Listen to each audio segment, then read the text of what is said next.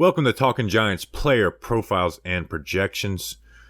And today, myself, Bobby Skinner, and my co-host Justin Pennick are going to be talking at Saquon Barkley and Cordell Flott. But we're going to start on offense as always, and we're going to start with Saquon Barkley. He's 5'11", 230 pounds. The second overall pick in the 2018 draft. How do you like that? Entering his fifth year on an expiring rookie deal. He's coming off a season where he was flat out bad, returning from a torn ACL and playing behind a terrible offensive line. We know what he's capable of. He's looked better, but it's still complicated with Saquon, even if he does ball out after missing time in 3 straight seasons as a New York Giant. Justin, we are entering Saquon Barkley on a expiring deal. Yeah, which typically for first-round picks, let alone top 3 picks, that's usually not something that happens in the NFL unless somebody is possibly on their way out of the door, right? Usually cornerstone franchise pieces, like you would hope Saquon Barkley would be, they don't even get an opportunity to play on their 5th-year option because they're extended by then. So there isn't a player on this Giants roster, and I even think this is more than Daniel Jones. There isn't a player on this Giants roster that has to prove it more than Saquon Barkley. Would you agree with that? Yes, but I'm going to add this, and then we can go into all the numbers and stuff too. I'm tired of people acting like last year defines him more than 2019 and 18. Don't we always talk about guys coming off of a torn ACL? Don't we always do it? And he's played behind bad O-lines, and he's performed well behind bad O-lines. But last year was a different level of bad offensive line play. A different level. You had Billy Price was your second best offensive line, and Andrew Thomas was your best run blocking offensive lineman, but you just had to do single contain blocks because you couldn't trust anybody else. So you couldn't give him a chance to just go and bully people out there and dealing with the ankle injury. So that's what I'll say. And now that we've seen Saquon in training camp and a little limited preseason action and seeing just the way he's moving, not looking at results or anything, just the way he's moving. 2021 does not define Saquon Barkley. 2019 and 18 do for me. That doesn't change the position he plays and the injury history and contract and flaws that are still part of his game, even in those years. But 2021 does not define him more than those 2 years. Yeah, and I would agree with that. But I take a lot more and I put a lot more weight on the position that he plays. You mentioned the ankle injury, which, his 2 ankle injuries that he's had in his career, they're kind of just like freak things. He stepped on a Cowboy defensive player's leg and it twisted his ankle up last year when it looked like he was starting to heat up a little bit. And then 2019, I even feel, during the Daniel Jones debut, I even feel like that was a little bit of a freak injury too. But again, it's the position that you play and how reliant you are on so much around you kind of going right. But I agree with you. When I think of Saquon Barkley as a player, I really, and I look at myself in the mirror and I'm just looking at him as a player and I'm not talking about the contract, not talking about the draft position, blah, blah, blah. He is more like the 2018, 2019 self rather than his 2021 self. But again, this will be the year that I think will prove it. Is he more like the 2018, 2019 player, or is he more like the 2021 player? This is going to be a year that is going to prove it. And we'll talk about it at the end when we talk about 2023. Is he a Giant? But with Saquon, even if he is amazing, it's still a very complicated question with what do you do with Saquon Barkley. Yeah. I know some people will say, if he plays great, you got to give him a contract. And there's some people who say no matter how great he plays, you don't ever give a running back a second contract. But let's just go through some of the regular numbers. Last year, 593 yards, 3.7 yards per carry. Pitiful. 263 yards in the air, 66 total yards per game. 2019, he had 1,000 yards on the ground, 4.6 yards per carry, 438 yards in the air, 111 yards per game. And then his rookie season obviously balled out, 1,300 yards on the ground, 5 yards per carry, 721 yards on the ground. Led the NFL in scrimmage yards. And then in 2019, he was 6th in scrimmage yards per game in the total NFL. So I think people, because there was a couple bad games sprinkled in there and the ankle injury in 2019, it's like, no, his 2019 was really damn good. It was 6th in the NFL in yards per game, and that was with some stinkers of games in there. So he does dance, though. No matter what he says, no matter what he says in a press conference, he does dance. But here's the thing, and this is part of the reason why you don't draft a running back number 2. He's also played behind horrible offensive lines, and then last year was the perfect storm with playing behind the worst offensive line in his career, and he didn't have the burst coming off of the injury. Had no runs over 50 yards. So for me, I think Saquon Barkley, and I don't care about this year being healthier. He needs to have the mindset of getting to the second level before trying to be Saquon the superstar. It'll help him avoid negative plays without taking away his ability to be a superstar. Let those plays come to you.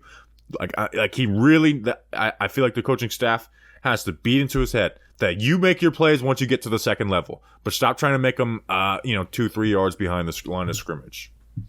Yeah, you mentioned, playing behind bad offensive line and dancing and not being efficient.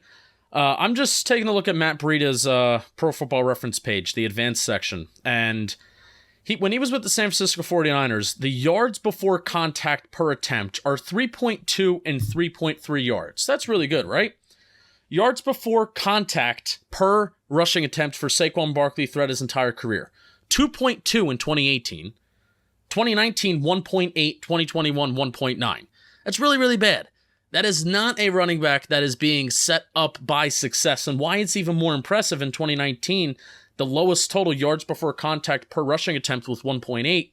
Saquon Barkley in rushing yards over expected per rushing attempt was 8th best in the National Football League on how he could put his own individual stamp on a game separated from offensive line performance. So Saquon Barkley, even 2019, you already said it, but he was impressive, and the advanced metrics back it up too.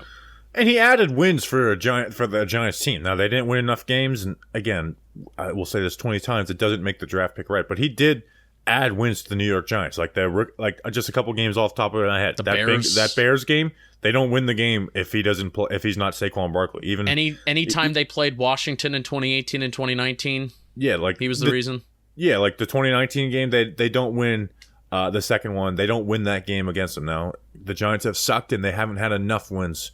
But there's just, he does add wins, and what he does do is special, and it's a reason why he was taken second overall, even though he shouldn't have been taken second overall. It's because he is special when he's right, but last year was just pathetic, you know? And so last year, he was playing behind a bad O-line, and he didn't have the burst. So those are excuses for Saquon Barkley.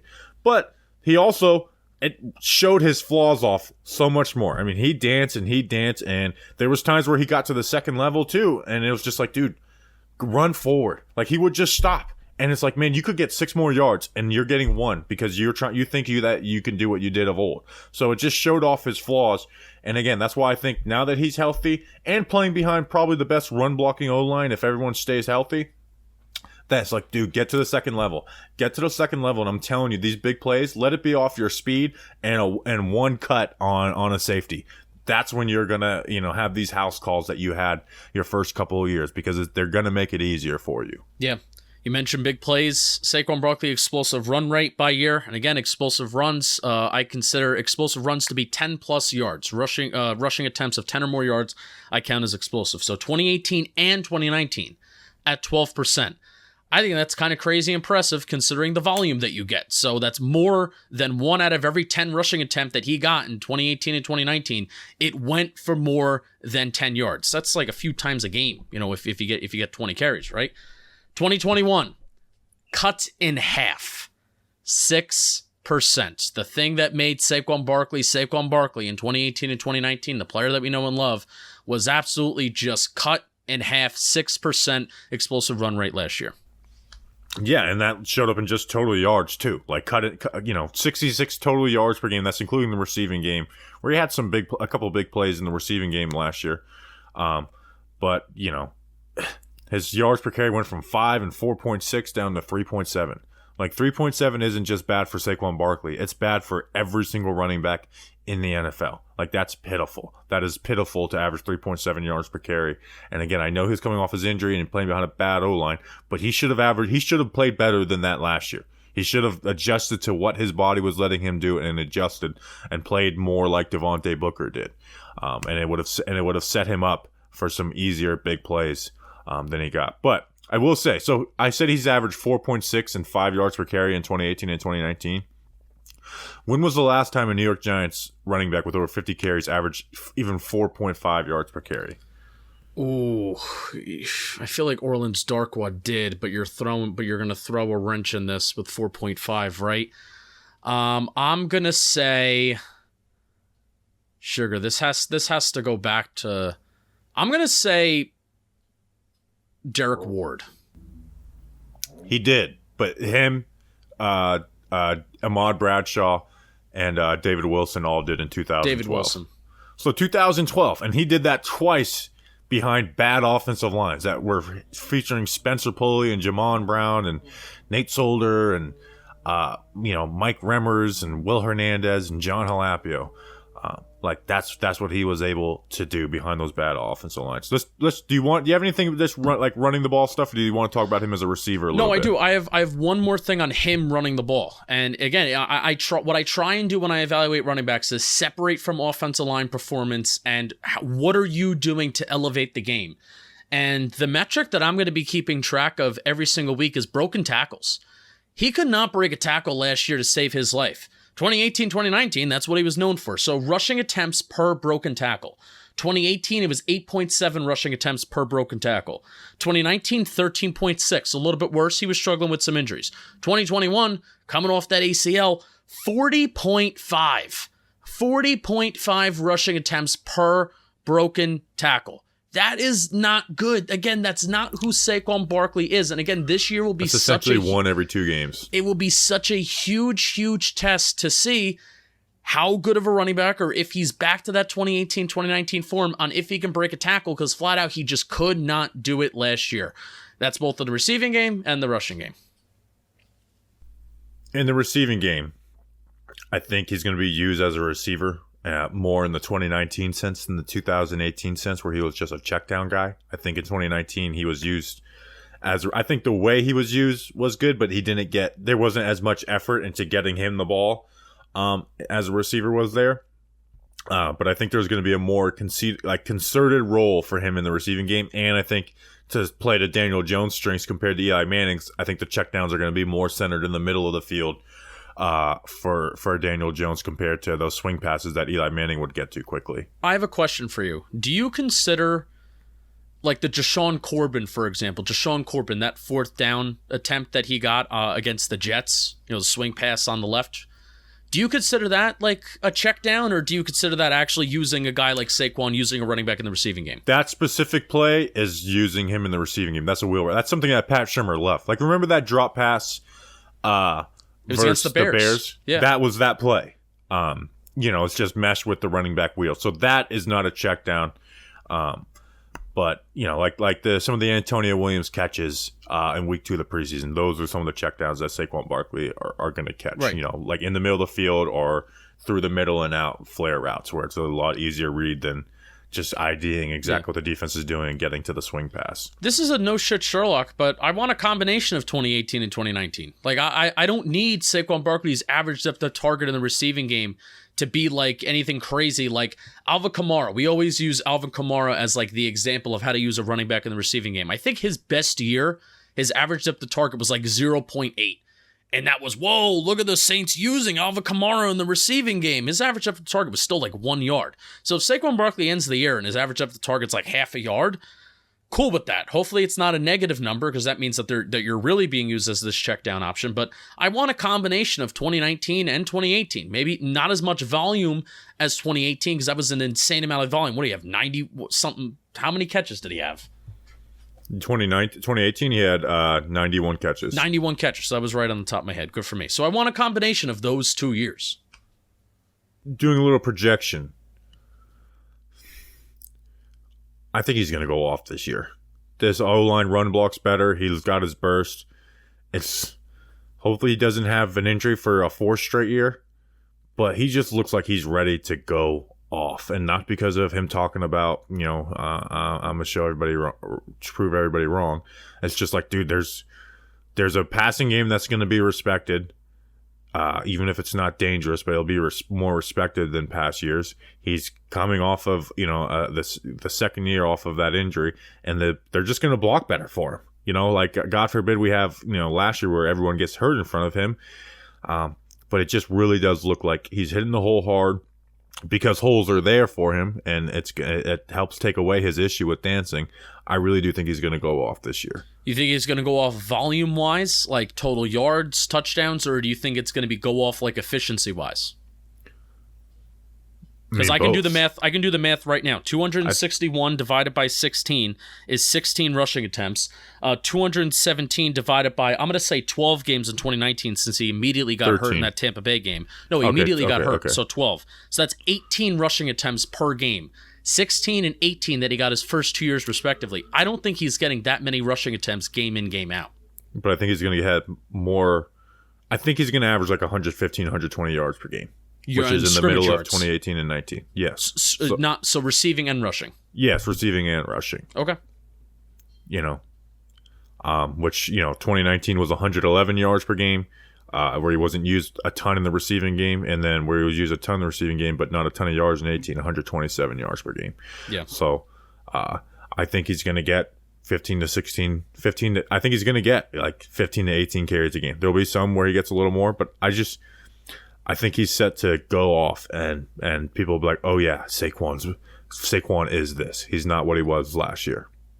I don't think they need to give him that many rushing attempts. I mean, we just had Matt Breida's PPP earlier in the week. I don't think the Giants are going to be this team where they're going to be running the ball 20 to 25 times a game. I do think they're going to be throwing it a lot. And I hope for Saquon Barkley's sake that they're not just running him into the ground, from start to finish throughout the year. So there's a reason why you're going to keep Antonio Williams on the roster. There's a reason why you're going to keep Matt Breida on the roster. So I'm not talking about having a split workhorse backfield, but not giving that much 2018, 2019 volume to Saquon. Sure, that's fair, but I do think there's going to be a concerted effort to run the ball, which, in past years they maybe not have had that. Well, they couldn't. They just flat out couldn't in past years. Yeah, that's what,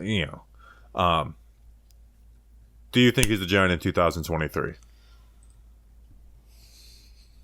No. I do. And I'm saying that because it's what I want. Yeah, I'm just saying what I think is going to happen. I want to be clear.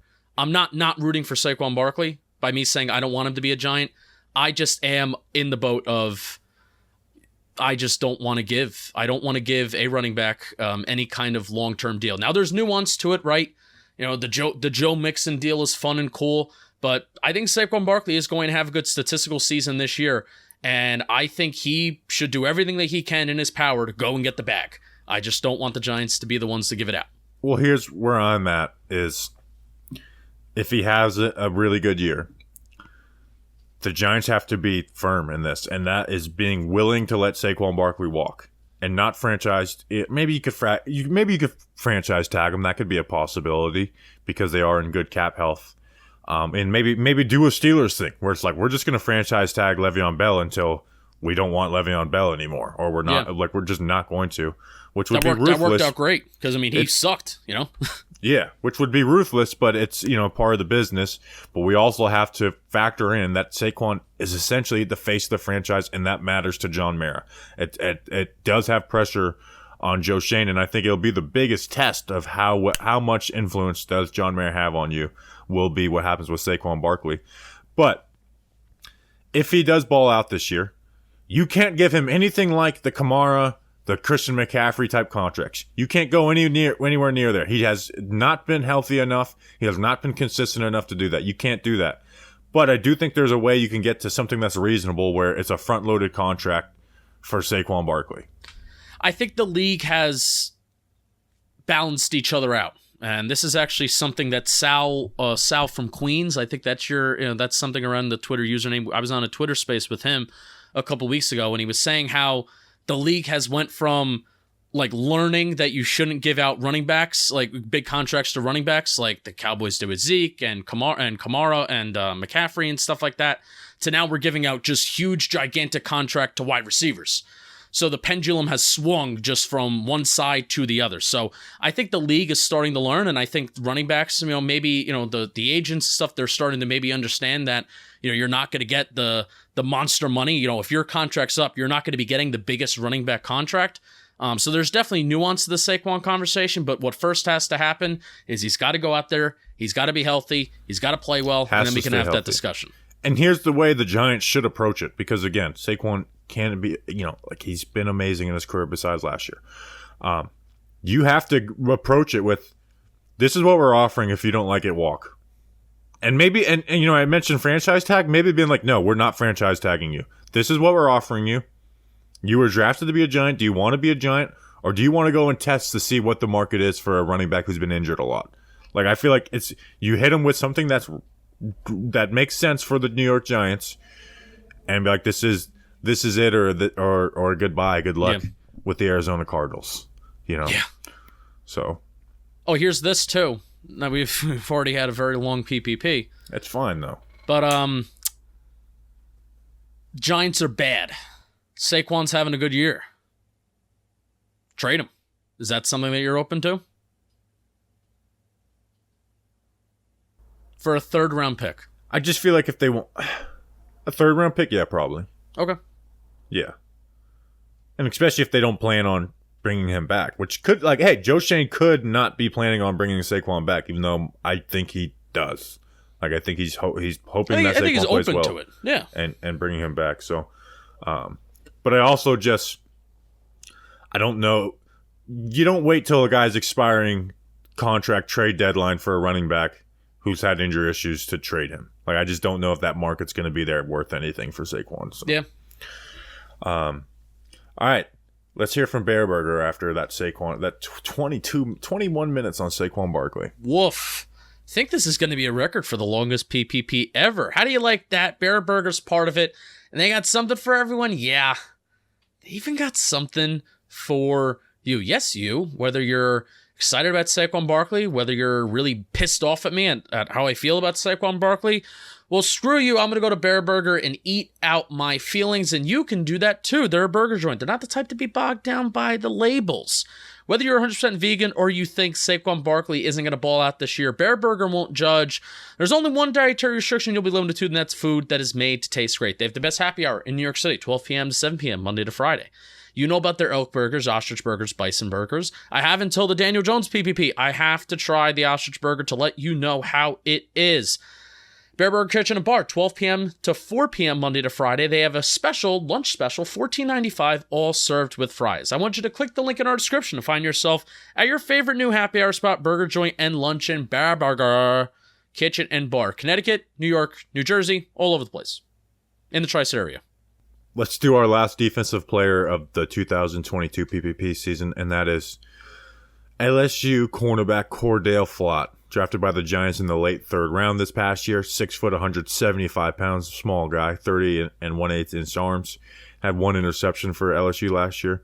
Justin, I don't want this guy playing on the outside at all this year, even though he could have a skill set to move there at some point. He will be abused if he's put out there. I don't care how bad our outside corners are. I don't want Cordell Flott playing on the outside if guys get injured. But I am intrigued to see him get some nickel reps. He's a guy who could play some man coverage. He's a good athlete. He's springy.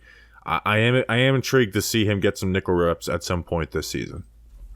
Yeah, Cordell Flott is a draft pick that I'm really, really excited about. I mean, he is super, super young. It's crazy how young he is. I think by the time we drafted him, I don't even think he was 21 years old yet. No, he was 20.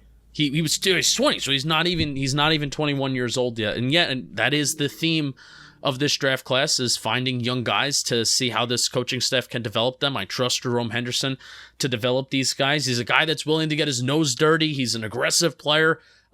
Physical player on, whether it's in tackling at LSU or in coverage, physical player. I love to look at pass deflections. That was like a theme of the 2020 and 2021 seasons, of seeing cornerbacks make plays on the football. I'm not necessarily about these corners that just never get the ball thrown towards them. But in the NFL, I feel like if there's really good wide receivers, there's going to be quarterbacks that want to target you. So can you make plays on the football when you're targeted?